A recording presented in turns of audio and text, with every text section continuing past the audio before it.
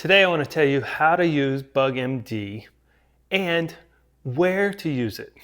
So first of all, what comes in the kit is this bottle, 32-ounce bottle with the sprayer. And the way you mix it together is you add 27 ounces of water and then one of these containers.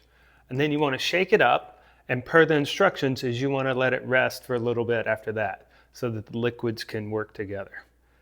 Next question you might have is, where can I use it? On what can I use it? This is safe indoors and outdoors. And it's even safe to use on your pets. Not a puppy or something like that, but a dog or a cat that's over 12 weeks old, it's safe to use this. Now, what would you treat? Fleas and ticks, things like that. You don't want the creepy crawlies coming inside, and your dog is usually a carrier for that. So treating your pets can help prevent bringing insects inside the house.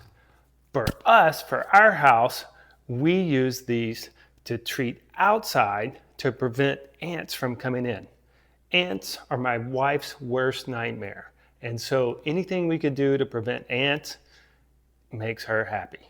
So I use this around the outside of the house. I sprayed the edge just like your pest control guy would. And it worked great.